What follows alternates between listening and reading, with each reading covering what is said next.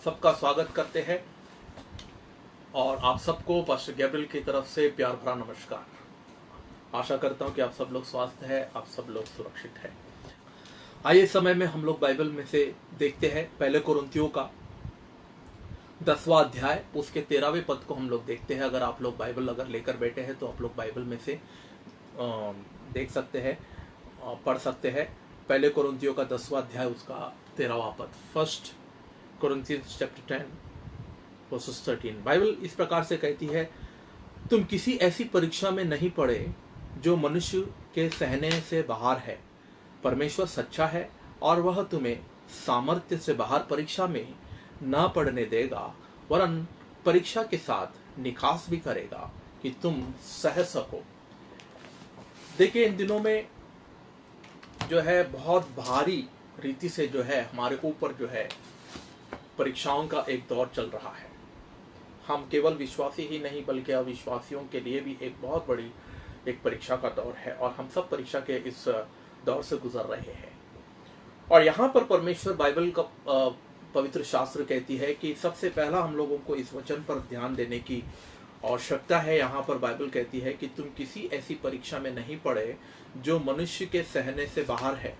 परमेश्वर अच्छा है।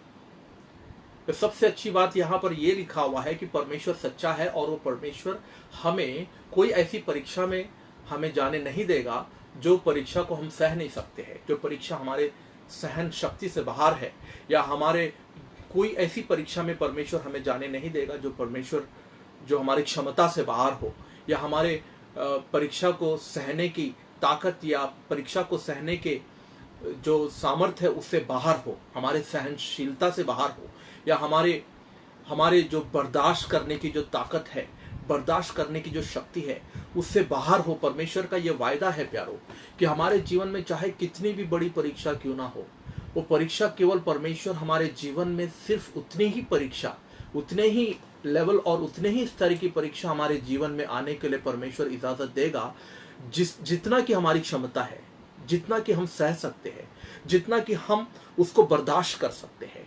और वो परमेश्वर हमारा जो है रचनाकार है, उसने हमें बनाया है। वो जानता है हमारे अंदर कितनी क्षमता है, वो जानता है हमारी कैपेसिटी कितनी है, वो जानता है कि हम किस लेवल तक, किस स्तर तक हम परीक्षाओं को झेल सकते हैं और परीक्षाओं को सह सकते हैं। और वह उतनी ही परीक्षा हमारे जीवन में आने देगा जितनी परीक्षा के लिए हम तैयार हैं। कभी भी आप लोग देखिए, परीक्षा देते समय में स्कूल के अंदर जो है कोई 5वीं कक्षा का जो विद्यार्थी है, 5वीं कक्षा का जो बच्चा है, कभी उसके परीक्षा फाइनल एग्जाम्स के टाइम पे कभी गलती से भी उसको जो है 10वीं कक्षा की परीक्षा का जो है पेपर, क्वेश्चन पेपर उसके पास नहीं आता है।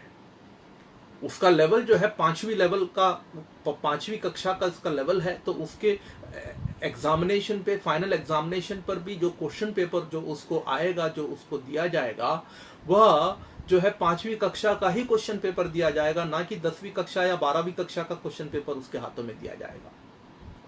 जब टीचर्स होकर के टीचर्स जो है ऐसी गलती नहीं कर सकते हैं, वो जानते हैं कि बच्चों को, कौन से क्लास के बच्चों को कौन सी परीक्षा पेपर देना है, तो प्यारो सोचिए कि क्या परमेश्वर हमारी क्षमता के बाहर, हमारी कैपेसिटी के बाहर, हमारे सहन शक्ति के बाहर क्या परमेश्वर हमारी परीक्षा लेगा? कभी कभार हम परमेश्वर पर दोष लगाना शुरू करते हैं, परमेश्वर पर दोष लगाते हैं। कभी कभार कहते हैं कि परमेश्वर को कुछ दिखाई नहीं देता है क्या?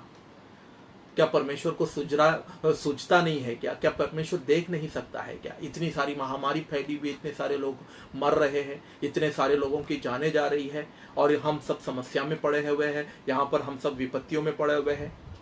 क्या परमेश्वर हमारी सुधि नहीं लेता है क्या?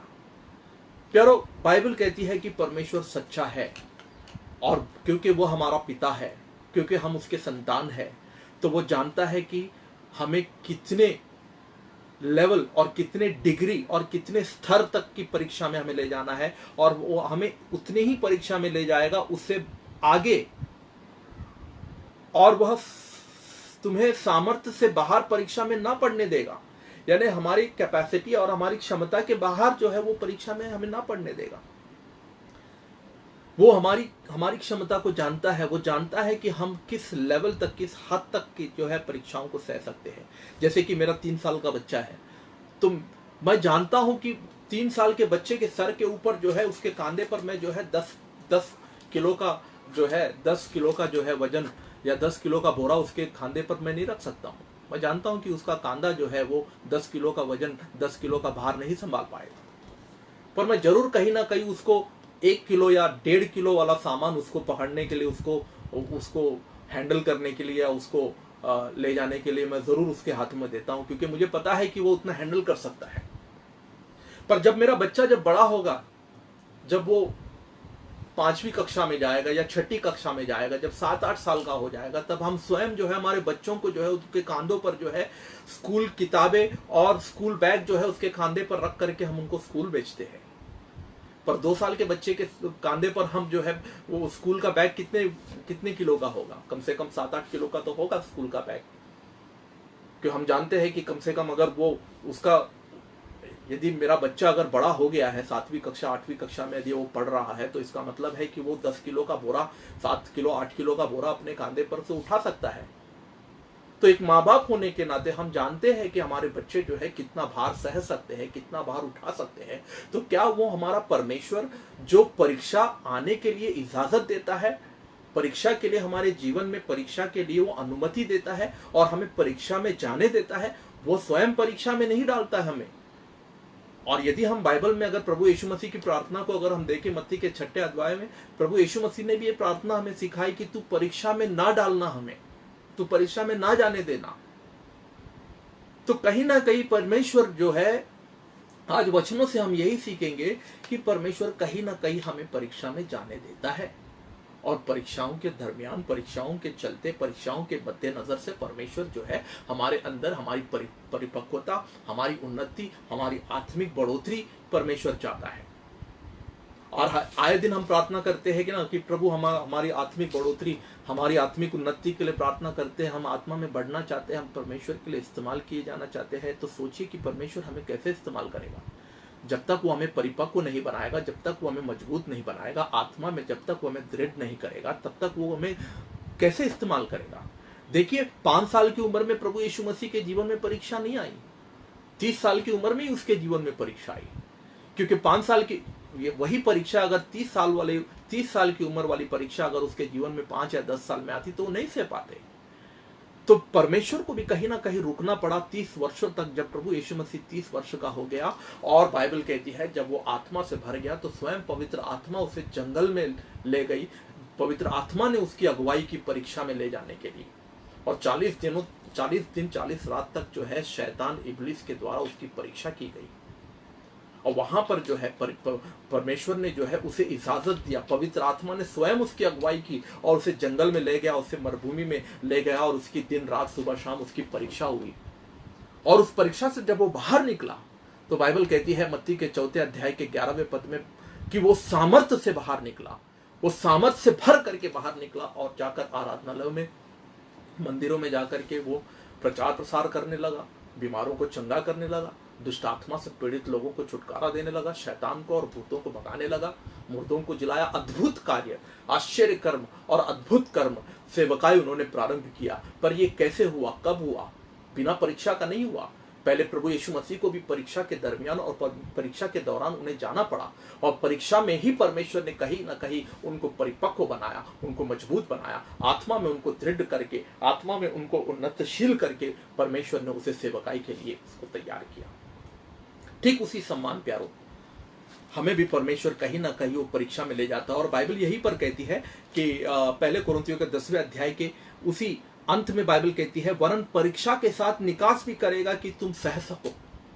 वो परमेश्वर जो है सिर्फ हमें परीक्षा में डालता ही नहीं है, परीक्षा में ले जाता ही नहीं है, बल्कि वो परमेश्वर हमें निकास भी करता है, उसमें से बाहर भी निकालता है। जब उचित समय आएगा, जब उसका समय पूरा होगा, तब वो अपने समय के अनुसार उस परीक्षा में से भी हमें बाहर निकालेगा। मैं एक कहानी बताऊंगा यहाँ पर, बड़ा इंटरेस्टिंग कहानी है। एक बार कुम्हार जो है, मटका बनाने वाला जो कुम्हार होता है, वो मटका बनाने लगा। तो उसने 3 मटके बनाए, और पहले मटके, तीनों मटकों को बनाने के बाद तीनों मटकों को उसने आग के भट्टी में डाल दिया। आप लोग जानते हैं कि कुम्हार जो है मटकों को मजबूत बनाने के लिए, मटकों को जो है ज़्यादा जो है उसको मजबूत बनाने के लिए उन लोग जो है मटकों को जो है आग के भट्टी में डालते, ताकि मटका जो है वो मजबूत हो जाए, ताकि वो गले नहीं।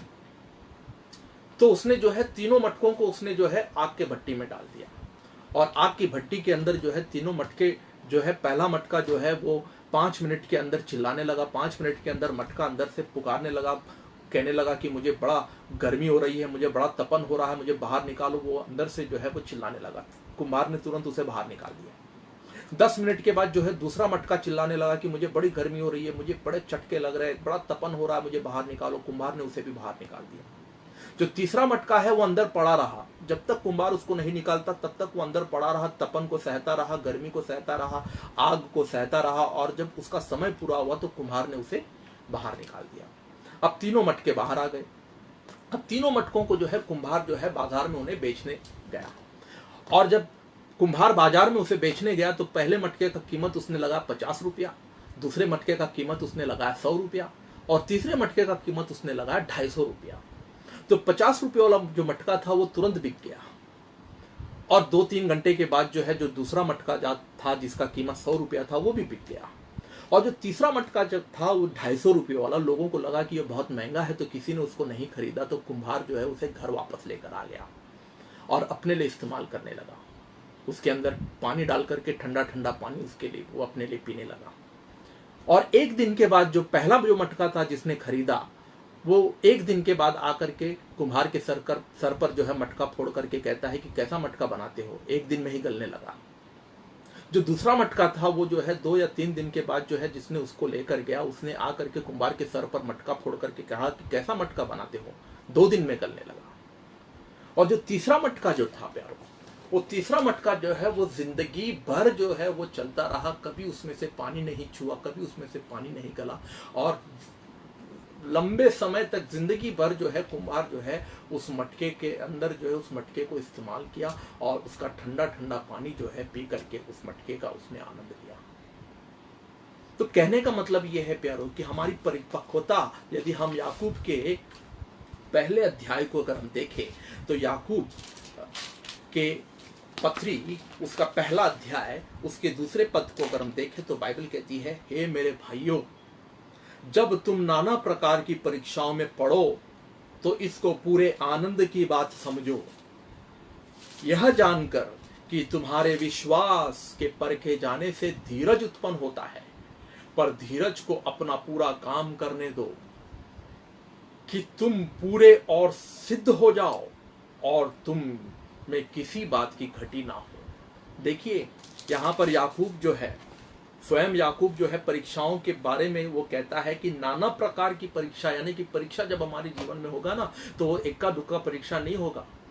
जब परीक्षा अगर परमेश्वर से अगर आप चाहते हैं कि परमेश्वर आपका इस्तेमाल करे, परमेश्वर आपको विश्व भर में ले जाए, परमेश्वर आपको दुनिया भर में जा करके आपको उपयोग में लाए, तो प्यारो नाना प्रकार की परीक्षाओं के लिए तैयार हो जाइए, और नाना प्रकार की परीक्षाओं की आशा रखना, अपेक्षा करना अपने जीवन में, क्योंकि परीक्षा के बाहर प्यारो हमारा सिद्ध होने का कोई भी उम्मीद नहीं है, कोई भी जो है उसकी आशा नहीं है। अगर हम पूरा होना चाहते हैं, सिद्ध होना चाहते हैं, परिपक्व होना चाहते हैं, सेवकाई के लिए तैयार होना चाहते हैं, तो याकूब कहता है कि नाना प्रकार की परीक्षाओं में पढ़ो तो इसको पूरे आनंद की बात समझो।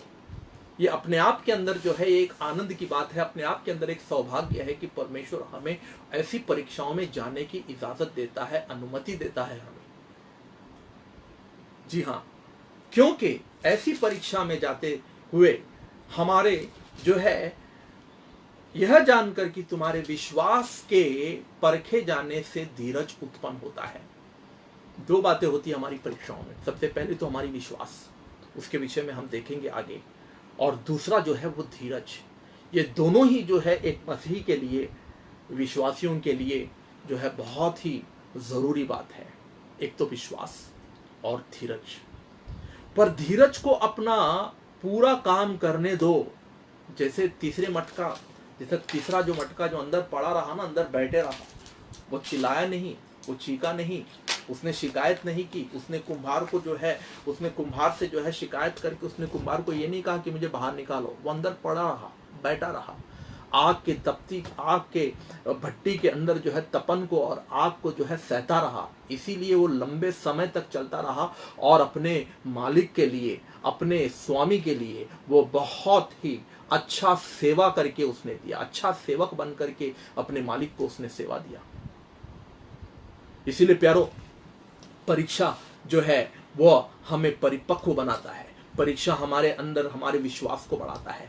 परीक्षा के दरमियान, परीक्षा के समय में जो है परमेश्वर हमारे धीरज को बढ़ाता है। एक और वचन हम लोग देखेंगे यहाँ पर जो है कैसे लोग उस समय में बाइबल के अंदर अगर हम देखें, पुराने करार में चाहे नए करार में, जिन लोगों को ये ज्ञान हो चुका था, जिन लोगों को ये प्रकाशन मिल चुका था कि परमेश्वर की ओर से होने वाली परीक्षा या परमेश्वर जिन परीक्षाओं में हमें जाने देता है, इजाजत देता है, उन परीक्षाओं में हमने कैसे आनंद मनाना है, कैसे अपने आप को धीरजवंत होकर के साहसी हिम्मत धीरज रखते हुए हमने कैसे उस परीक्षा के दरमियान जो है अपने आप को हमने चुपचाप परमेश्वर के हवाले, परमेश्वर के हाथों में समर्पित करना है। भजनकार की बातों को हम देखते हैं भजन संहिता के 67वें अध्याय में।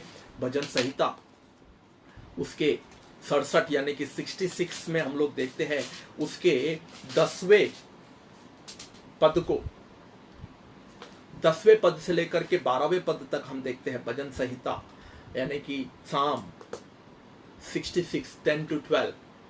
देखिए यहां पर भजनकार कहता है, क्योंकि हे परमेश्वर तूने हमको जांचा, तूने हमें चांदी के समान ताया था। भजनकार कहता है कि हे परमेश्वर तूने हमें जांचा, तूने हमें जांचा और तूने चांदी के समान तूने हमें ताया था। ताया यानी कि आग के भट्टी में जैसे सोना ताया जाता है, चांदी ताया जाता है। याद रखना, सोना और चांदी जो है लोग जो है इतना बहुमूल्य क्यों समझते हैं? क्योंकि उनको जो है सोना इसीलिए सोना बनता है क्योंकि उसको आग के भट्टी में जो है, तपते आग के भट्टी में उसको ताया जाता है और उसको चुपचाप सहना पड़ता है। चुपचाप उसको आग के भट्टी में उस आग और तपन को सहना पड़ता है। इसीलिए यहां पर भजनकार कहता है क्योंकि तूने चांदी के समान थाया। देखिए सोना और चांदी का जो निखार जो होती है ना, वो किसी साबुन से या किसी केमिकल से नहीं होती है। उसके अंदर की जो निखार होती है, उसके अंदर की उसके अंदर की जो सुनहरापन जो होता है ना, वो किसी पानी से या साबुन से या केमिकल के द्वारा नहीं होता है, बल्कि उसको आग के भट्टी से होकर के गुजरना होता है, तब जाकर के उतना जो है वो निखार आती है उसके अंदर। तो यहां पर भजनकार कहता है क्योंकि परमेश्वर तूने हमें जांचा, तूने हमें चांदी के समान ताया था और तूने हमको जाल में फंसाया। देखिए भजनकार कहता है तूने हमें जाल में फंसाया। वो ये नहीं कहता है कि परमेश्वर तूने हमारे साथ क्या किया। आज हम थोड़ी सी विपत्ति हमारे जीवन में आती है, थोड़ी सी समस्या आती है, परमेश्वर के चलते ही मान लीजिए, सेवकाई में ही मान लीजिए, अगर प्रभु की सेवा करते समय में या उनकी आराधना करते समय में थोड़ा सा कष्ट या थोड़ा सा अगर क्लेश या थोड़ी सी अगर संकट हमारे जीवन में आती है, तो हम उल्टा ऊपर मुंह करके हम परमेश्वर को ही पूछने लगते हैं, हे प्रभु तूने मेरे साथ ऐसा क्यों किया। देखिए भजनकार यहां पर क्या कहता है कि तूने मुझे जांचा, तूने मुझे आग के भट्टी में ताया, तूने मुझे फंसाया जाल में। जैसे मछली जाल में फंस जाती है ना, वैसे तूने मुझे फंसाया और हमारी कटी पर भारी बोझ बांधा था। यानी कि तूने हमें बांध दिया। भारी बोझ यानी हमारे कांधे के ऊपर तूने ऐसा मान लो जैसे कि 10 किलो का बोरा डाल दिया हो, तूने हमें बांध कर रख दिया अपने बोझ के अंदर। ये सब भजनकार कहता है कि तूने किया प्रभु। और उसके बाद इतना ही नहीं बल्कि वो कहता है कि तूने घुड़चढ़ों को हमारे सिरों के ऊपर से चलाया। घुड़चढ़ों को यानी घोड़े पर जो सवार होते हैं ना, वो घोड़े पर सवार यहाँ इतना ही नहीं बल्कि भजनकार कहता है कि हमारे ऊपर से घुड़ सवार हो गए, घोड़े हमारे ऊपर से चलने लगे। पता नहीं उस समय में कौन ऐसा, पता नहीं भजनकार हो सकता है कि किसी युद्ध के अंदर वो जमीन पर लेटा होगा और उसके ऊपर से घुड़ सवार होकर के निकल गए होंगे, मिट्टी डाल करके उसको पूरे उसके ऊपर कीचड़ उंडेलते हुए, मिट्टी उंडेलते हुए उसके आगे निकल गए होंगे। तो ये सब बातें जो है भजनकार कहता है। और उसके बाद कहता है कि हम आग और जल से होकर गए, परंतु तूने हमको उभार के सुख से भर दिया। देखिए ये सब परिस्थितियों से, ये सब क्लेश और कष्ट और कठिनाइयों से तूने आग के भट्टी में हमें ताया। तूने हमें जो है जैसे मछली जाल में फंस जाती है वैसे तूने हमें फंसा दिया। तूने हमें जांचा सोने के समान। तूने हमें जो है घुड़सवारों के, घोड़ों के पैरों के नीचे तूने हमें रौंद दिया और सारे मिट्टी से हमें तूने ढांक दिया। और उसके बाद तूने हमें परखा। पर उसके बाद भजनकार कहता है कि परंतु हमको उभार के सुख से भर दिया। अंग्रेजी बाइबल में बड़ी अच्छी रीति से लिखा गया है कि then you have given us the abundant life, बहुतायत का जीवन तूने हमें दिया। इन सारी कठिन परीक्षाओं के दरमियान, परीक्षाओं के चलते हुए तूने हमें बहुतायत का जीवन दे दिया। आज हम कहते हैं कि बहुतायत का जीवन मुझे चाहिए।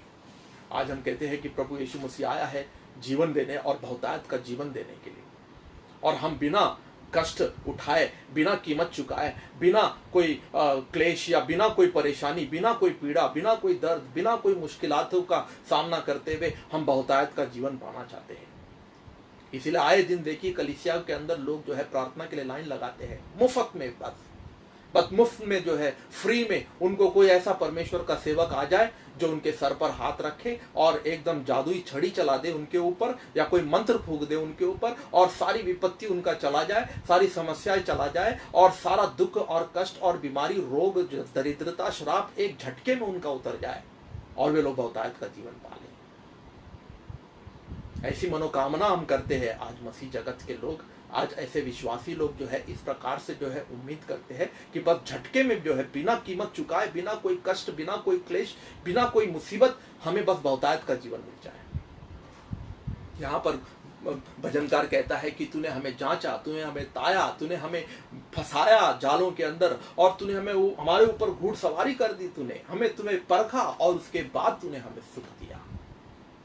परीक्षाओं के दरमियान, परीक्षाओं से गुजरते हुए प्यारों, हर परीक्षाओं के अंदर हमारे लिए परमेश्वर ने एक इनाम रखा हुआ है, पर हम परीक्षाओं से भागने की कोशिश करते हैं। हम परीक्षाओं से परहेज करते हैं और परीक्षाओं में हम जो है कुड़कुड़ाने लगते हैं। परमेश्वर ने परिस्थिति हमें दिया है, उस परिस्थिति में रहने के लिए परमेश्वर ने हमें दिया है, और परमेश्वर हमें उस परिस्थिति में रखना चाहता है। और हर एक आने वाली मुसीबतें, हर एक आने वाली परीक्षाएं जो है हमारे लिए इनाम लेकर आता है। आप देखिए 40 दिनों तक जो है किस प्रकार से गोलियत जो है सौल और उसकी सेना को ललकारता रहा, और सौल और उसकी सेना गोलियत को देखकर भागता रहा। 40 दिनों तक जो है गोलियत उनको ललकारता रहा। गोलियत जो है ललकारने लगा कि तुम में से कोई है इजरायली में जो मेरी सामना करे, जो मुझसे कुश्ती लड़े, जो मुझे पराजित करे। तो जैसे ही गोलियत जो है अपने तंबू से बाहर निकलता था तो सौल और उसकी सेना जो है दुम दबा करके भागने लगती थी, और वे लोग कहते थे कि चलो भागो, समस्या आया है, भागो, समस्या आया है। पर वहीं पर जो है एक नौजवान लड़का, चरवाहा, भेड़ों को चराने वाला दावीद, जिसका उम्र मात्र 15 या 16 साल का होगा, जब उसने देखा कि कैसे ये जो है कथना रहित गोलियत जो है कैसे जो है ये परमेश्वर के बच्चों को ललकारता है, और जीवित परमेश्वर के संतानों को ये ललकार रहा है, और ये जो है ललकारता है और परमेश्वर के बच्चे इसके सामने से भाग रहे हैं। दावीद सह नहीं सका, इस बात को देख नहीं सका, उसको बर्दाश्त नहीं हुआ, उसके पल्ले नहीं पड़ा ये बात। तुरंत दावीद ने जो है उसके ललकार को और उसके चुनौती को स्वीकार किया, और दावीद ने जो है उस समस्या को जो है, जो पूरे इजराइल और सौल की सेना गोलियत को समस्या के रूप में देखती थी, पर वही दावीद ने जो है गोलियत को समस्या के रूप में नहीं बल्कि उसको इनाम के रूप में देखा, उसको एक पुरस्कार के रूप में देखा, उसको एक वरदान के रूप में देखा। और उसने तुरंत पूछ लिया कि जो इस गोलियत को मारेगा, जो इस समस्याओं को हराएगा, उसे क्या इनाम दिया जाएगा। तो किसी ने कहा कि जो इस गोलियत को मारेगा, राजा जो है अपनी बेटी की शादी, अपनी बेटी का विवाह जो है उस व्यक्ति के साथ कर देगा। बस दावीद यही सुनना चाहता था कि बस इस समस्या को हराए, इस समस्या को मारे, गोलियत को मार करके मैं कोई बड़ा इनाम पाऊं। इससे बड़ा इनाम और क्या हो सकता है प्यारों। आज कई लोग हैं जो समस्या के विपरीत भागते हैं, समस्या से पीछा छुड़ाने की कोशिश करते हैं। या तो हम समस्या में कुड़कुड़ाने लगते हैं, समस्या में दोष लगाने लगते हैं। जब समस्या हमारे जीवन में आती है, जब परमेश्वर एक परिस्थिति को निर्माण करता है हमें तैयार करने के लिए, परमेश्वर एक माहौल को तैयार करता है, परमेश्वर एक प्रेशर को बिल्डअप करता है हमारे अंदर, तो हम तुरंत जो है या तो हम उसका आरोप प्रत्यारोप करना शुरू करते हैं, प्रतिरोध करते हैं, या तो हम जो है उससे भागने की कोशिश करते हैं। देखिए हर परिस्थिति में, आज हमारी परिस्थिति कुछ भी क्यों ना हो, चाहे हमें आज परमेश्वर ने जो है छोटे से घर में रखा है, एक गरीब तबके में रखा है, या तो एक छोटा सा परिवार, छोटे से गांव में या छोटे से देहात के अंदर परमेश्वर ने आपको जन्माया, वहां पर परमेश्वर ने आपको रखा, तो वहां पर भी इर्द गिर्द में परमेश्वर ने कहीं ना कहीं आपके आसपास में जो है एक सीमा रेखा जो है परमेश्वर ने बांध दिया है, एक सरहद परमेश्वर ने बांधा है, और उस सरहद के बीच में परमेश्वर ने आपको रख दिया है, परिस्थिति और एक माहौल के बीच में परमेश्वर ने आपको रख दिया है। और वैसे ही अमीर लोग जो है, जो बड़े बड़े महलों में रहते हैं, ये मत सोचना कि उनके ऊपर कोई सीमा रेखा नहीं है। उनको भी परमेश्वर ने अपनी सीमा रेखा के अंदर जो है बांध कर रखा है, उनको भी परमेश्वर ने बंधन में रखा है, उनके ऊपर भी परमेश्वर ने चारों ओर से जो है समस्या, कष्ट, क्लेश और विपत्तियां। और ये मत समझना कि सिर्फ गरीबों के जीवन में ही समस्या होती है, सिर्फ जो गरीब होते हैं उनके ही जीवन में कष्ट और क्लेश होते हैं, उनके जीवन में ही जो है नाना प्रकार के बुराइयां होती है, ऐसा मत सोचना। अमीर लोग भी जो है इससे पीड़ित है, उनको भी परमेश्वर ने ऐसे परिस्थितियों के अंदर रखा है। और जब भी जो है परिस्थिति लांद करके अपनी सीमा रेखा और अपने जो सरहद को लांद करके बाहर निकलने का कोशिश करता है, तो कहीं ना कहीं उसके जीवन में जो है, देखिए एक वचन मैं आपको बताता हूं यहां से, बड़ा इंटरेस्टिंग है। इस वचन को अगर आप सुनोगे तो आपको बड़ा ताज्जुब होगा कि परमेश्वर देखिए किस प्रकार से हमें तैयार करता है, और परमेश्वर हमें तैयार करने की योजना परमेश्वर कैसे बनाता है। हम इक्लेसियास्टिस के 10वें अध्याय के 8वें पद को देखेंगे। सबोपदेशक, जो हिंदी बाइबल पढ़ते हैं उनके लिए जो है सबोपदेशक की किताब, उसका 10वां अध्याय, सबोपदेशक यानी कि नीति वचन के बाद और श्रेष्ठ गीत के पहले सबोपदेशक जो है 10वां अध्याय, उसका 8वां पद हम लोग पढ़ेंगे।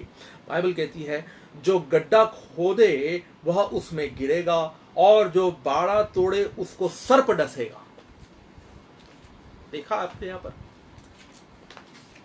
ये आखिरी पंक्ति को अगर हम देखें, आखिरी पंक्ति के ऊपर हम अगर मनन करें तो कहता है कि जो बाड़ा तोड़ करके, यानी कि बाड़े से बाहर निकल करके जो जाने का प्रयास करेगा, जाने का कोशिश करेगा, उसको सर्प काट लेगा।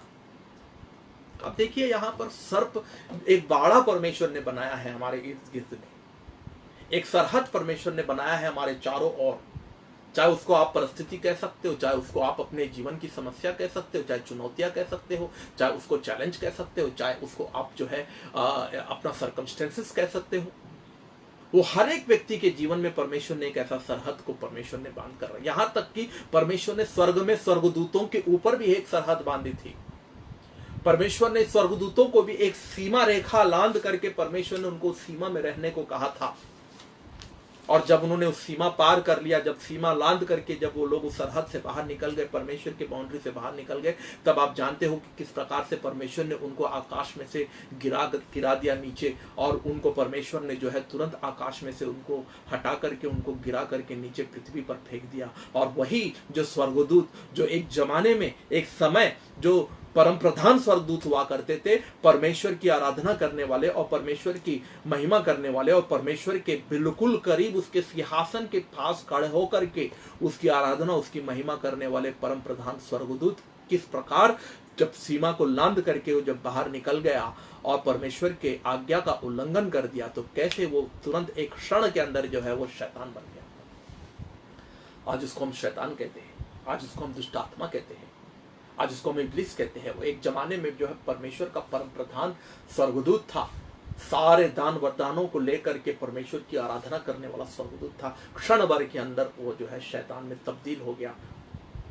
ठीक उसी समान परमेश्वर ने आदम के वाटिका में आदम और हव्वा को भी परमेश्वर ने एक सीमा बांधी थी, एक बॉर्डर, एक सीमा रेखा बांध करके परमेश्वर ने उनको उसके अंदर रखा था। और उनको परमेश्वर ने कहा कि ये परिस्थिति है, तुम्हारे इस परिस्थिति में रहना है तुम्हें, बिना कुड़कुड़ाए, बिना दोष लगाए, बिना असंतुष्टता जताए। पर उस माहौल में आदम खुश नहीं था, संतुष्ट नहीं था। वो परिस्थिति में आदम संतुष्ट नहीं था, हव्वा संतुष्ट नहीं थी।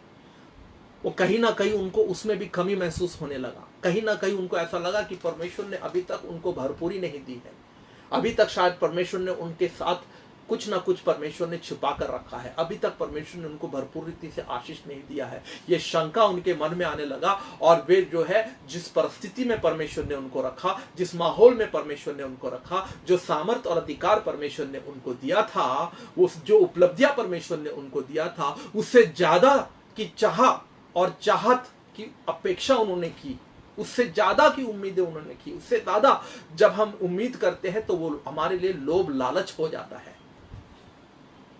हमारी भूख होती है 2 रोटी का या 3 रोटी का, समझ लीजिए हमारी कैपेसिटी के अनुसार 2 या 3 रोटी का हमारा भूख होता है। जब हम उससे, वो हमारी सीमा होती है, वो हमारा जो है एक सरहद होता है, जब उसको हम क्रॉस कर जाते हैं ना, जब उसको हम लांद करके 2 रोटी के बजाय 3 रोटी और 3 रोटी के बजाय जब 4 रोटी ठूसने लगते हैं तो वह लालच हो जाता है, उसको लोभ कहते हैं। और उसका फलस्वरूप तुरंत दूसरे दिन पता चल जाता है। जब आप मैदान भागने लगोगे दिन में 10-10 बार, तो आपको तुरंत उसका फलस्वरूप पता चल जाता है, उसका नतीजा आप लोगों को तुरंत मालूम पड़ जाता है।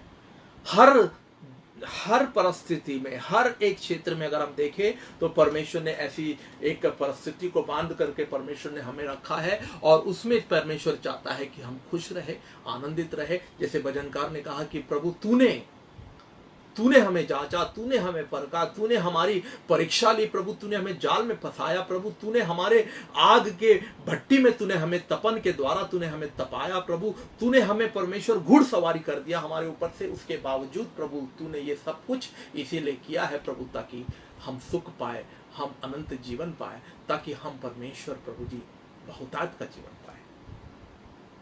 बहुत कम लोग होते हैं भजनकार के सम्मान भजन संहिता में, जैसे भजनकार ने वर्णन किया है, बहुत कम लोग होते हैं जो परीक्षा में चुपचाप सहते हैं। अधिकांश लोगों को हमने देखा है कि जब उनकी परिस्थिति विपरीत दिशा में जाती है, जब उनकी समस्याएं बढ़ने लगती है, तो वो लोग जो है कुड़कुड़ाना शुरू करते हैं। अपना जो है समस्या और अपने तकलीफ या अपने जो कष्ट है, अपनी असफलता या अपने जो है हार का डिगरा जो है किसी और के सर पर फोड़ने का प्रयास करते हैं, किसी और को जिम्मेदार ठहराते हैं,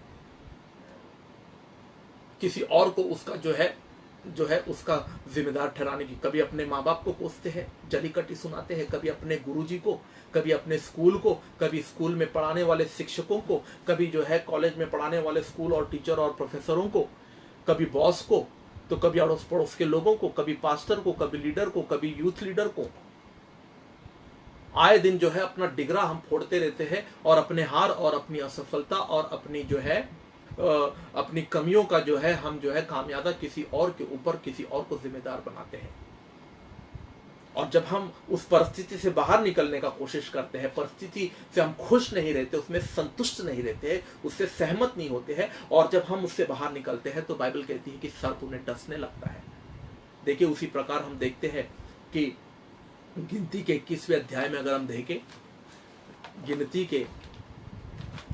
के 21वें अध्याय के गिनती के 21वें अध्याय उसके 4 पद से लेकर के हम उसके 9वें पद तक पढ़ते हैं। आप लोग सब पढ़ सकते हैं, इसको मैं तुरंत पढ़ रहा हूं जल्दी से क्योंकि हमारे पास समय कम है। फिर उन्होंने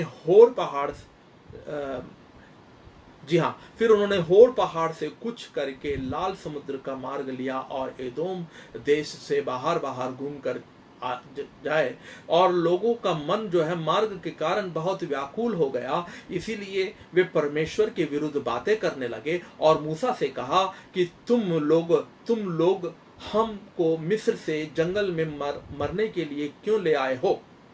यहाँ ना तो रोटी है और ना पानी, और हमारे प्राण इस निकम्मी रोटी से दुखित है। अंत यहोवा ने उन लोगों के तेज विष वाले सांप भेजे।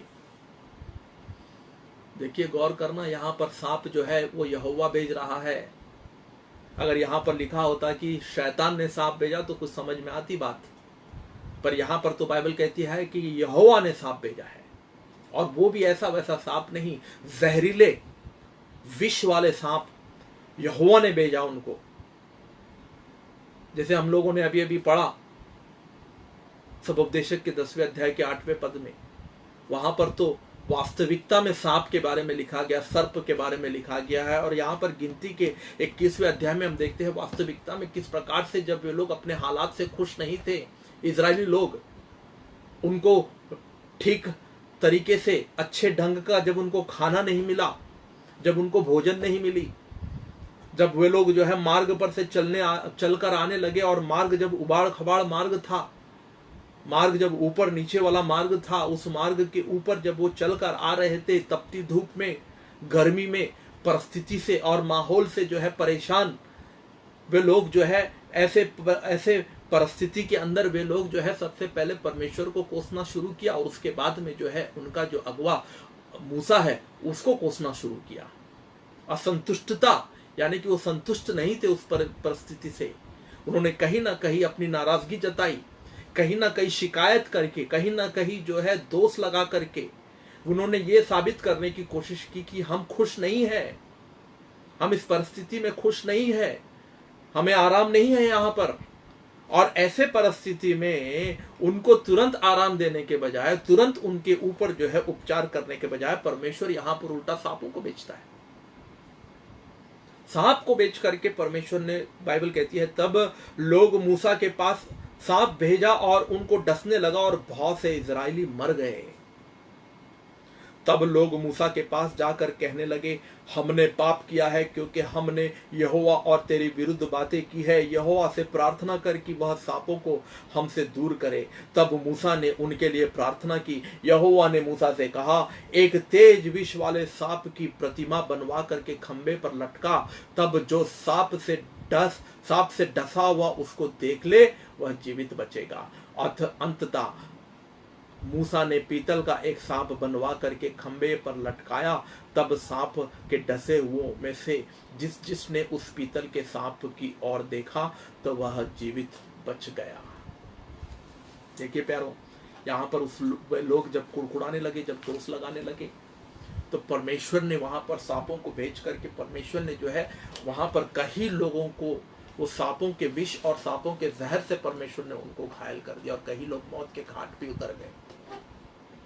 तब लोग दौड़ करके मूसा के पास आया और मूसा से कहने लगा कि तू ही परमेश्वर से प्रार्थना करना और हमें सांपों से और सांपों के विष से, जहर से हमें बचाना। तो मूसा ने प्रार्थना की तो परमेश्वर ने उसको बताया कि तू एक पीतल का जो है सांप बना करके, एक पीतल का सांप बना करके खंबे पर ऊपर लटका देना, उस पहाड़ के ऊपर। जो व्यक्ति इस रेगिस्तान के अंदर, इस मरुभूमि के अंदर, जो व्यक्ति जो है इस पीतल के सांप को देखेगा और अपने परिस्थितियों के ऊपर से नजर हटा करके, अपने परिस्थितियों के ऊपर से जो है अपनी निगाहों को हटा करके जो ऊपर देखेगा इस सांप की ओर, पीतल के सांप की ओर, वो जो है वो जीवन पाएगा, वो चंगाई पाएगा, वो तंदुरुस्ती पाएगा और वो बच जाएगा। और ठीक वैसे ही मूसा ने जब किया, वो पीतल का सांप जब उसने बड़े खंबे के ऊपर लटका करके लोगों को कहा कि अपने परिस्थितियों को भूल जाइए, मत देखिए। आप देखिए चारों तरफ उनके हालात क्या थे, चारों तरफ परिस्थिति क्या था, चारों तरफ उनका क्या माहौल था। कहीं लाशें थी, कई लोग मर रहे हैं, किसी के मुंह से जो है सफेद रंग का फेस निकल रहा है, कोई पानी मांग रहा है, कोई तड़प रहा है, और सबका ध्यान जो है यहाँ वहां बटा हुआ था। जैसे आज इन दिनों में कोरोना के चलते हुए आज जब हम आए दिन आज सुबह शाम टेलीविजन देख करके, टेलीविजन की खबरों को देख करके, सुन करके, जो हमारे आसपास में जो परिस्थितियां हैं उनको देख करके हम जो है विचलित होते हैं, मन व्याकुल हो जाता है, डर उत्पन्न होता है, भयभीत होते हैं परिस्थितियों को लेकर के। लॉकडाउन के चलते हुए जो है अपनी परिस्थितियों को लेकर के हम चिड़चिड़ाते हैं, कुड़कुड़ाते हैं, दोष लगाते हैं, नाखुश हो जाते हैं, परिस्थिति को देख करके हम असंतुष्टता जताते हैं। तो वहां पर मूसा ने कहा कि अपनी परिस्थिति को भूल जाइए आसपास में क्या हो रहा है, भूल जाइए कौन मर रहा है, भूल जाइए कि कौन वहां पर तड़प रहा है।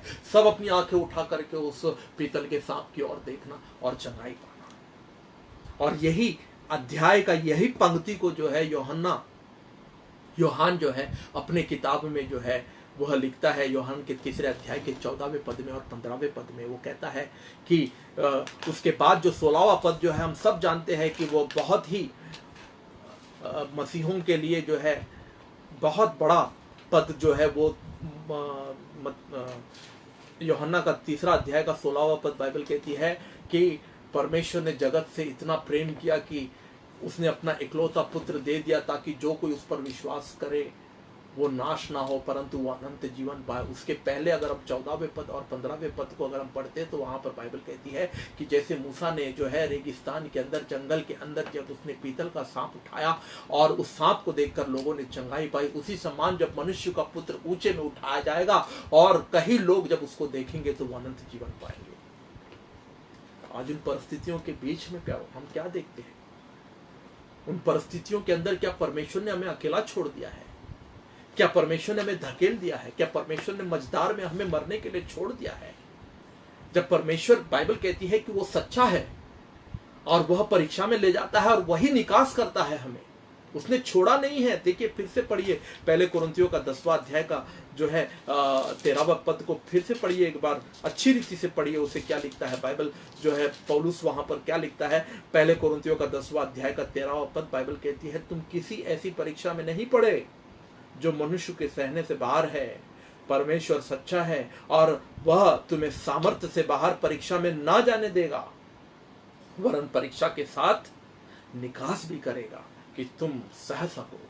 वो परमेश्वर परीक्षा में हमारा निकास भी करेगा, वो परमेश्वर परीक्षा से बाहर भी निकालेगा और वो परमेश्वर हमारे साथ उस परीक्षा में ही रहता है प्यारो। वो परीक्षा में हमें अकेले मरने के लिए, जलने के लिए, कटने के लिए और हमेशा जो है हमें जो है उस परीक्षा में जो है बर्बाद होने के लिए, नष्ट होने के लिए नहीं छोड़ दिया है। वो परीक्षा में किसी कारण, किसी उद्देश्य के कारणवश वो हमें परीक्षा में ले जाता है और एक बड़ी योजना होती है परमेश्वर का उस परीक्षा से बाहर निकाल करके आपके जीवन को एक बहुतायत के आशीषों से और बहुतायत के वरदानों से और एक बहुतायत के जीवन से परमेश्वर आपको भर दे। पर उसके लिए हमें जो है चुपचाप क्या करना होगा? उसके लिए हमें धीरज से जो है धीरजवंत होकर हमें सहना होगा। हमें चुपचाप उस परीक्षा को जो है परीक्षा के अंदर अपने आप को समर्पित कर देना होगा। जैसे कि बाइबल के अंदर एक वचन लिखा हुआ है ना, यशाया के 53वें अध्याय में, जैसे कसाई जो है मेमने को घसीटते घसीटते ले जाता है कत्ल खाने में और वो मेमना जो है अपने आप को जो है कसाई के हवाले कर देता है, अपने आप को कसाई के वश में कर देता है। उसी सम्मान यीशु मसीह के बारे में लिखा है प्यारो। वो वचन जो है यीशु मसीह के ऊपर जो है वो लागू होता है कि जैसे यीशु मसीह चुपचाप उस क्रूसित किए जाने से पहले, क्रूस पर जाने से पहले, जैसे लोगों ने उसको खदेड़ा, लोगों ने उसकी दाढ़ी नोची, लोगों ने उसके सर पर डंडा मारा, लोगों ने उसके ऊपर थूका, लोग उसके ऊपर कोड़े बरसाए, तब वो क्या करता रहा? वो जानता था कि उसकी परीक्षा हो रही है, वो जानता था कि परमेश्वर किसी कारणवश जो है उसको परीक्षा से ले जा रहा है, पर वो जानता था कि कहीं ना कहीं उस परीक्षा में परमेश्वर खड़ा है। और उस परमेश्वर, जैसे कि भजनकार कहता है कि तूने हमें जो है उस जाल में ले गया, तूने हमें तपाया, तूने हमें जो है परखा, तूने हमें चका, तूने हमें जो है उस घुड़सवारों के नीचे हमारे जो है रौंद करके तूने हमारे ऊपर मिट्टी डलवाई, तूने सब कुछ किया। वैसे यीशु मसीह जानता था प्यारों की उसके ऊपर जो पीड़ा, जो उसके ऊपर जो कष्ट और उसके ऊपर जो परीक्षा पड़ी है वो कहीं ना कहीं परमेश्वर की ओर से है और परमेश्वर वहां पर उसके संग खड़ा हुआ है उस परीक्षा में।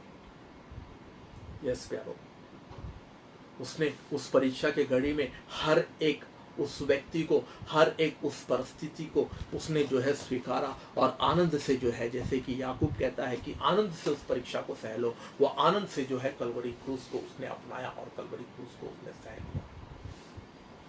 वहीं पर क्रूस पर जाने से पहले यदि हम देखें, जब यहूदा जो है प्रभु यीशु मसीह को जो है 30 सिक्कों में बेच देता है और एक सिपाही जब आता है और एक सिपाही आकर के जो है प्रभु यीशु मसीह को पकड़ने की कोशिश करता है, तो पतरस जो है गुस्से में आकर के, क्रोध में आकर के पतरस अपना तलवार निकाल करके उसके कान पर मार के उसको जो है उसका कान काट देता है। पर प्रभु यीशु मसीह जो है तुरंत उस व्यक्ति को, पतरस को डांटता है और उस व्यक्ति का कान जो उसके जमीन पर गिरा हुआ है उसे उठा करके फिर से उसके कान को लगा देता है, उसे चंगा करता है। और प्रभु यीशु मसीह वहां पर कहता है कि क्या पतरस तू नहीं जानता है कि ये सब कुछ होना जरूरी है? इस दुर्घटना से और इस घटना से और इस परीक्षा से, इस कष्ट से और क्लेश से मुझे गुजरना जरूरी है। क्या तू नहीं जानता है पतरस कि मुझे ये प्याला पीना होगा? ये प्याला पीने की आवश्यकता है, मुझे ये प्याला पीना ही पड़ेगा और मैं इस प्याले को पीकर ही रहूंगा। पतरस ने उस परिस्थिति को इंग्लिश में कहा जाता है कि प्रोवोकेशन, यानी कि तुरंत उस परिस्थिति में उसने क्या देखा?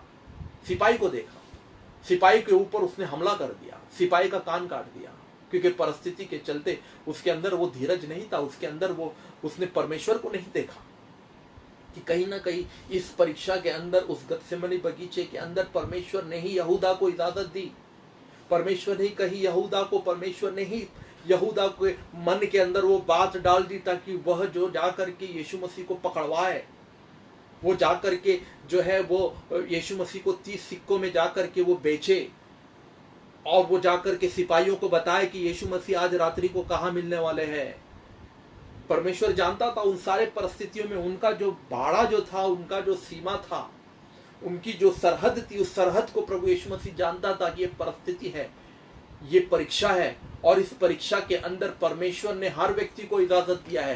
रोमी सिपाही को भी इजाजत दिया है, परमेश्वर ने यहूदा को भी इजाजत दिया है, परमेश्वर ने जो है वहां पर जिन्होंने उसके ऊपर थूका, जिन्होंने उसकी दाढ़ी नोची, जिन्होंने उसके सर पर डंडा मारा, जिन्होंने उसके आंख पर पट्टी बांधी, जिन्होंने उसको कोड़े बरसाए, ये सब कुछ परमेश्वर ने इजाजत दी। ये इसीलिए इजाजत दी क्योंकि उसको वो प्याला पीना था और वो प्याला पी करके उसे क्रूस पर जाना था और क्रूस पर से जा करके मर करके जो है कब्र में दफना करके तीसरे दिन उसको जी उठना था और जी उठ करके उसको परमेश्वर के यहाँ पर जा करके परमेश्वर के दाहिने हाथ पर बैठ करके वहां पर परमेश्वर के दाहिने हाथ पर बैठकर विराजमान हो करके सारी बातों को ऊपर नियंत्रण करके पवित्र आत्मा भेजना आवश्यक था। प्यारो, वो जानता था कि कहीं ना कहीं इस परीक्षा के अंदर परमेश्वर है और परमेश्वर मुझे ना छोड़ेगा, परमेश्वर मुझे ना त्यागेगा।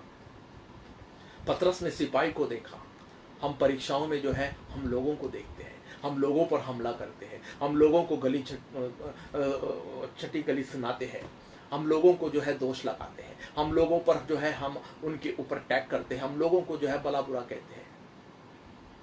पर उस परिस्थिति में पतरस ने जो है सिपाही को देखा, पर उस परिस्थिति में प्रभु यीशु मसीह ने जो है सिपाही को नहीं, परमेश्वर को देखा और परमेश्वर को देखा कि परमेश्वर ने ही सिपाही को भेजा है, परमेश्वर ने ही यहूदा को भेजा है और उसने जो है बड़े आनंद के साथ जो है उसने कलवरी क्रूस को उसने अपना लिया। प्यारो, हम परिस्थिति में किसको देखते हैं? हम उन परिस्थितियों में अपने आप को देखते हैं या उस परिस्थिति से भागने का प्रयास करते हैं या उस परिस्थिति के चलते हम लोगों को जो है जिम्मेदार ठहराने की कोशिश करते हैं या उस परिस्थिति में हम लोगों के ऊपर हमलावर बनते हैं, जैसे पतरस ने जो है सिपाही का कान काट दिया। पौलुस जो प्यारो आखिर में पौलुस जो पहले कोरिन्थियों के 10वें अध्याय के 13वें पद में कहता है ना कि तुम किसी ऐसी परीक्षा में नहीं पड़े जो मनुष्य के सहने के बाहर है। परमेश्वर सच्चा है और वह तुम्हें सामर्थ से बाहर परीक्षा में ना पड़ने देगा, वरन परीक्षा के साथ निकास भी करेगा कि तुम सह सको। जिस पौलुस ने ये बात लिखी ना, वो पौलुस जो है आराम से आरामदायक कुर्सी में बैठ करके किसी एयर कंडीशन वाले कमरे में बैठ करके बातें नहीं लिख रहा था प्यारो, झूला झूल करके बातें नहीं लिख रहा था। वो स्वयं जो है जिन परीक्षाओं से वो गुजरा, यदि आप देखना चाहते हैं तो आप देख लीजिए यहाँ पर जो है दूसरे कोरिन्थियों के 11वें अध्याय। मैं चाहूंगा कि थोड़ा समय निकाल करके हम देखें कि पौलुस जो है किन प्रकार के नाना परीक्षाओं के दरमियान को पौलुस को जाना पड़ा। दूसरे कोरिन्थियों के 11वें अध्याय के 23 पद और 23 से 38 पढ़ते हैं हम लोग। दूसरे कोरिन्थियों के 11वें अध्याय उसके 23 से 38 देखिए। क्या वे ही मसीह के सेवक हैं? मैं पागल के समान कहता हूं, मैं उनसे बढ़कर हूं। प्रभु पौलुस कहता है कि क्या वही लोग सेवक है? क्या मैं भी सेवक हूं और मैं बड़े घमंड के साथ कहता हूं कि मैं सेवक हूं।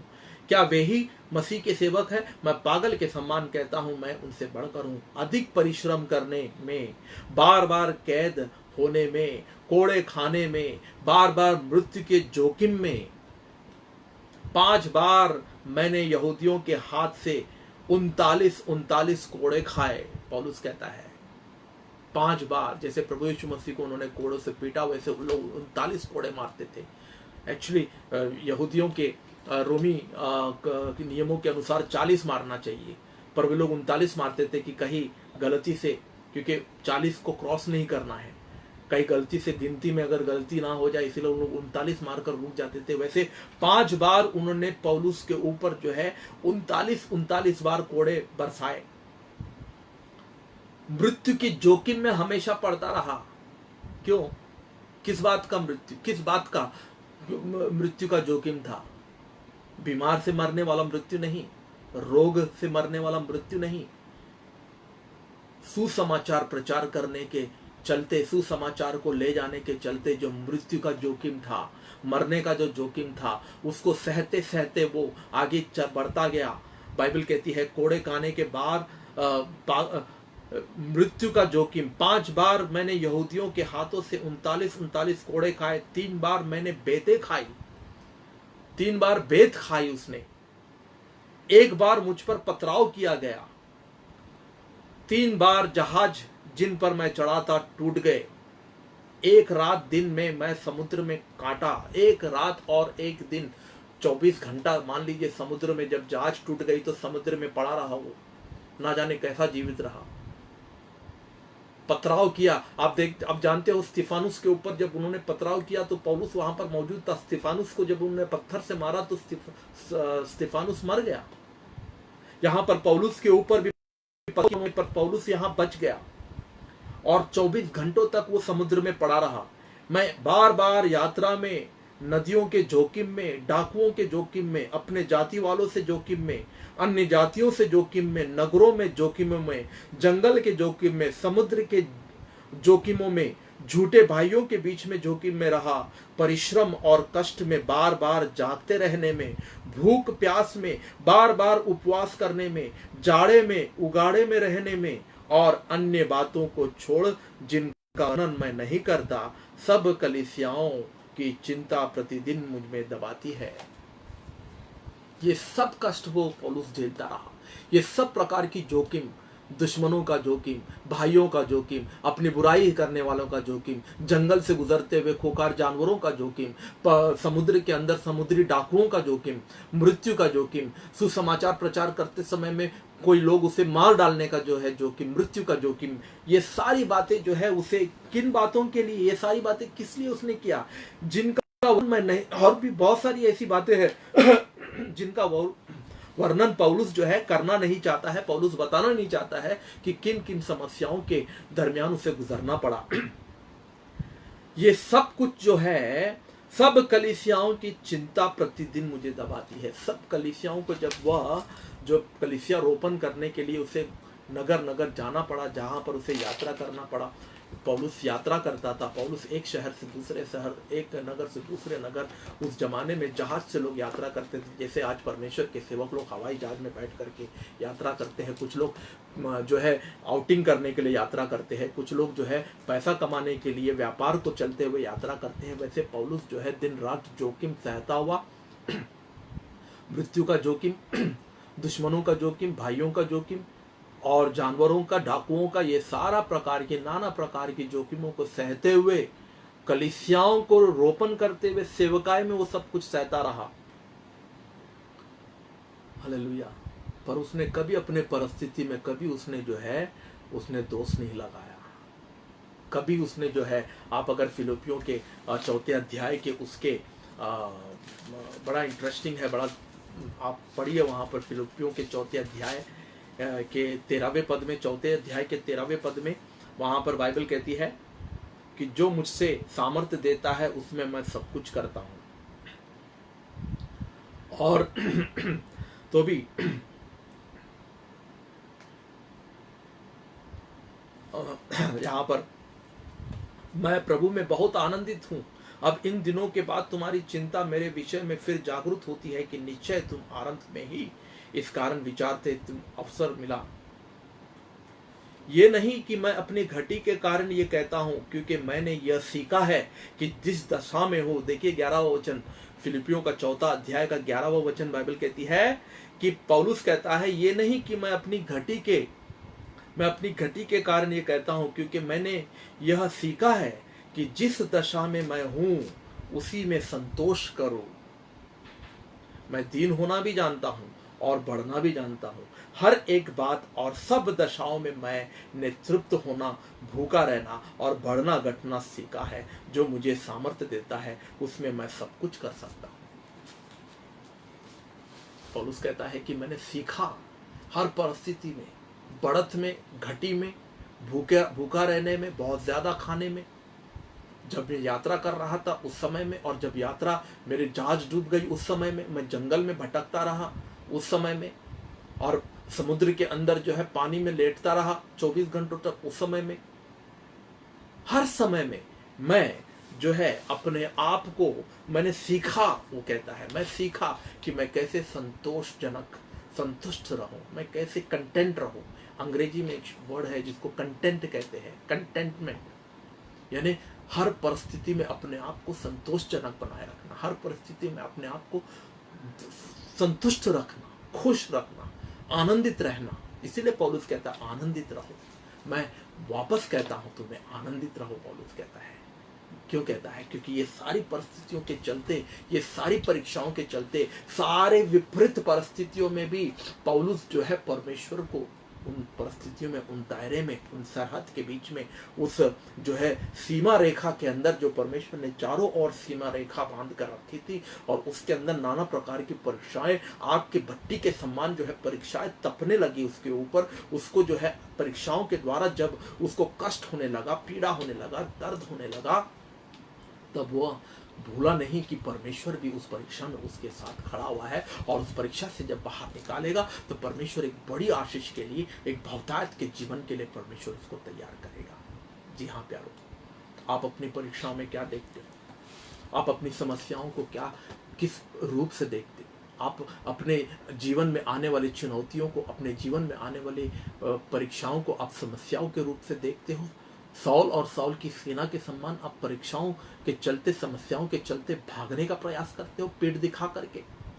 या आप दावीद के सम्मान उस परीक्षाओं से कहते हो कि मेरा प्रभु मुझे इस परीक्षा से बाहर निकालेगा?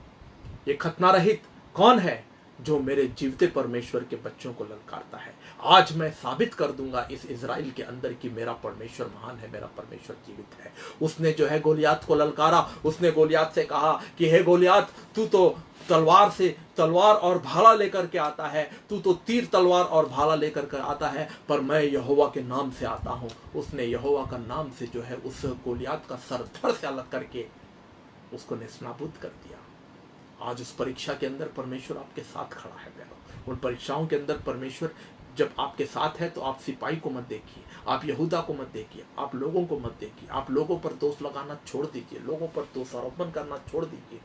अपने गलतियों का और अपने असफलताओं का, अपने हार का डिगरा किसी और के सर फोड़ना बंद कर दीजिए, किसी और को जिम्मेदार ठहराना बंद कर दीजिए। ये परीक्षाएं हमारे भले के लिए है। सारी बातें बाइबल कहती है रोमियो के 8वें अध्याय के 28वें पद में, सारी बातें हमारे लिए भलाई उत्पन्न करती है। सब कुछ मिलकर के हमारे लिए भलाई उत्पन्न करती है। सब कुछ, सारी बातें मिलकर के हमारे लिए भलाई उत्पन्न करती है। आज हमारी परिस्थिति जो कुछ भी है, जैसा भी है, कुछ भी क्यों ना हो, वो सारी परिस्थिति मिलकर के हमारे लिए पैरों भलाई उत्पन्न करेगा। शैतान ने तो बहुत बड़ा जाल बिछाया था प्रभु यीशु मसीह को मारने के लिए। प्रभु यीशु मसीह को मार भी दिया, उसने मरवा भी डाला उसने कलवरी क्रूस के ऊपर, और 2 दिन तक खूब उसने पार्टी मनाई, 2 दिन तक खूब आनंद मनाया। नरक के अंदर जो है पार्टी मनाने लगे, पर वो नहीं जानता था कि तीसरे दिन क्या होने वाला है। वो नहीं जानता था कि तीसरे दिन किस हद कैसे जो है परमेश्वर, जैसे कि कुलुसियों के 2 अध्याय के 15वें वचन में बाइबल कहती है कि यीशु मसीह ने शैतान को कलवरी क्रूस के ऊपर उसका खुल्लम खुल्ला तमाशा करते हुए, उसको जो है पूरी तरह से पराजित करते हुए उसके हथियारों को छीन लिया और उसे जो है निहत्था कर दिया है। 2 दिन तक तो खूब पार्टी मनाई, 2 दिन तक तो खूब आनंद मनाए। पूरे नर्क के अंदर जो है शैतान की मंडली और शैतान की टोली मिलकर के बहुत जश्न मनाए कि हमने तो यीशु मसीह जो उद्धारकर्ता बनने निकला था, मोक्षदाता, मुक्तिदाता और समाज को, लोगों को, संसार को बचाने निकला था, देखो हमने उसको कलवरी क्रूस पर मार दिया। पर वो नहीं जानता था प्यारो कि तीसरे दिन क्या होने वाला है। वो नहीं जानता था, शैतान नहीं जानता था कि तीसरे दिन किस बुरे हद से किस तरह से निहत्था खुल्लम खुल्ला तमाशा करके एकदम लोगों के सामने जो है उसको जो है एकदम जो है प्रभु यीशु मसीह उसको नेस्तनाबूद करने वाला है, प्रभु यीशु मसीह उसे पराजित करने वाला है। आप नहीं जानते प्यारो, आपकी परिस्थिति जो आपके आसपास जो परमेश्वर ने आपकी परिस्थिति को इजाजत दिया है, आपको उस परिस्थिति से परमेश्वर ने जाने दिया है, आपको उस परिस्थिति में जा करके परमेश्वर ने आपको उस परिस्थिति के लिए अनुमति दी है प्यारो, उसके बाद जो है जो बड़ा पुरस्कार और जो बड़ा प्रतिफल और अनंत जीवन और बहुतायत का जीवन जो परमेश्वर ने आपके लिए इनाम के रूप में, फल स्वरूप के रूप में, एक वरदान के रूप में रखा है प्यारो, उसके लिए तैयार हो जाइए। और इस घड़ी को, इस समस्या को, इस माहौल को, इस परिस्थिति को, इस क्वारंटीन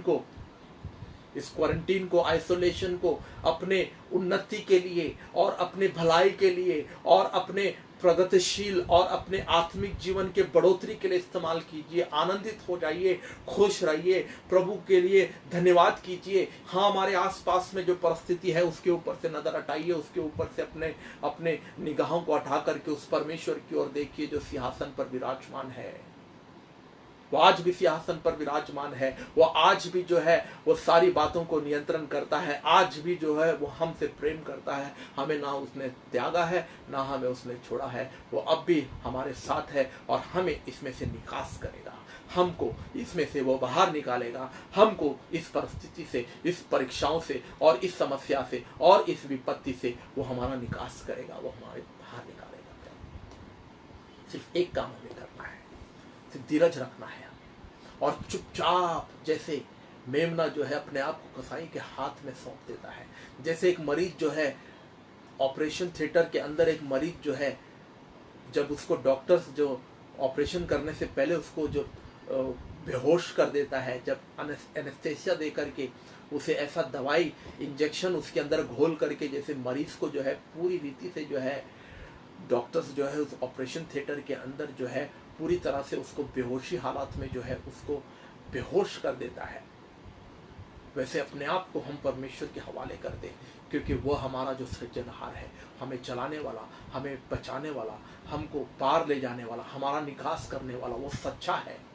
वो हमारी क्षमता को जानता है, वो हमारे सहनशीलता को जानता है, वो जानता है कि हम कितने बर्दाश्त कर सकते हैं, हम किस हद तक हम जो है इस परीक्षा को झेल सकते हैं। और कहीं ना कहीं हमारे अंदर इतनी क्षमता जरूर है, इसीलिए परमेश्वर ने ये परीक्षा हमारे अंदर आने दिया, हमारे जीवन में आने दिया और हमें इस परीक्षा के चलते हमें परमेश्वर ने जाने दिया। इसके लिए आनंदित होना है कि जरूर कहीं ना कहीं मेरे अंदर इतना विश्वास जरूर है, जिसको देखते हुए परमेश्वर ने हमें इतनी बड़ी मुसीबत और इतना बड़ा परीक्षा परमेश्वर ने हमारे ऊपर आने दिया। प्यारो प्रभु आपको आशीष दे। इस परीक्षाओं के चलते, इस कठिन परिस्थिति में, इस कठिन दौर से जैसे हम गुजर रहे हैं, इस कोरोना के कहर से जैसे हम गुजर रहे हैं, क्वारंटीन के अंदर, अपने अपने घरों के अंदर हम लॉकडाउन है, मेरी मनोकामना है, मेरी प्रार्थना है कि परमेश्वर आपको बल दे, परमेश्वर आपको सामर्थ दे, परमेश्वर आपको बुद्धि और ज्ञान से भर दे। परमेश्वर जैसे प्रभु यीशु मसीह 40 दिन तक जंगल में परीक्षाओं के चलते, शैतान की परीक्षाओं में वह जो है वो परमेश्वर पर निर्भर रहा, परमेश्वर के वचन पर निर्भर रहा। उसने शैतान से कहा कि मनुष्य केवल रोटी पर ही नहीं बल्कि हर एक वचन जो परमेश्वर के मुख से निकलता है उस पर जीवित रहता है। मेरी मनोकामना है, मेरी आशा है, मेरी प्रार्थना है कि आप परमेश्वर पर निर्भर रहे, उसके वचन पर निर्भर रहे, उसके मधुर वचन जो मन्ना बन करके हमें हर रोज सुबह में हमारे पास आता है जीवन में, वो हम उसे स्वीकार करें, उस पर हम जीवित रहे और उस परमेश्वर को हम धन्यवाद करें कि परमेश्वर ने हमें छोड़ा नहीं, त्यागा नहीं, वो परमेश्वर हमारे साथ है। प्रभु आप सबको आशीष दे। May God bless you all. आइए हम आखिर में एक छोटी सी प्रार्थना करते हैं और हम परमेश्वर को धन्यवाद देते हैं। स्वर्गीय पिता परमेश्वर, हम धन्यवाद देते हैं इस वचन के लिए। मैं आशा करता हूँ कि ये वचन लोगों के जीवन को प्रभु एक उत्साह और एक उम्मीद और एक आशा का एक नई किरण के रूप में ये वचन उनके जीवन में कार्य करेगा। प्रभु इस वचन के द्वारा प्रभु आप उनसे परमेश्वर बातें कर, प्रभु इस वचन के द्वारा उनके मनोबल को बढ़ाइए, उस वचन के द्वारा उनको और बल और सामर्थ्य दीजिए, इस वचन के द्वारा उनको परमेश्वर इस परीक्षा की घड़ी में, इस परमेश्वर दुख कष्ट में परमेश्वर आप उनको परमेश्वर प्रभु अपने पवित्र आत्मा के सामर्थ्य से भर दीजिए। प्रभु ऐसे कठिन समय में, ऐसे कठिन दौर से गुजरते समय में परमेश्वर आपके स्वर्गदूतों का परमेश्वर पहरेदारी उनके जीवन में मांगते हैं। उनके घरों के ऊपर आपका पवित्र लहू का छिड़काव करते हैं। उत्तर दक्षिण पूर्व पश्चिम में परमेश्वर आपका पवित्र लहू का छिड़काव करते हुए उनके खिड़कियों पर, दरवाजों के ऊपर परमेश्वर आपका लहू लगाते हैं, ताकि कोई दुष्ट की योजना, कोई दुष्ट का हथियार उनके जीवन में कभी प्रबल ना होने पाए। कोई वायरस या कोई परमेश्वर शैतान की युक्तियां उनके जीवन के अंदर, उनके घरों के अंदर प्रवेश ना करने पाए। वो घर आपका है प्रभु, आप उस घर के मालिक हो, आप उस घर के स्वामी हो, आप उस घर के अधिकारी हो, आप उस घर के परमेश्वर प्रभु सृजनहार हो प्रभु। उस घर के अंदर आपकी उपस्थिति बना रहे प्रभु। जिस घर में आपके बच्चे रहते हैं वो घर में आपका सिंहासन आप बांध करके वहां पर विराजमान हो जाइए प्रभु। हम आपका धन्यवाद करते हैं, कोटि कोटि धन्यवाद करते हैं। सारा आदर, गौरव, महिमा, स्तुति, प्रशंसा हम आपको देते हैं। यीशु प्रभु के नाम में प्रार्थना हम पिता परमेश्वर से करते हैं, आमीन आमीन। जय मसीह की सबको एक बार फिर से प्रभु यीशु मसीह के नाम से आप सबको नमस्कार।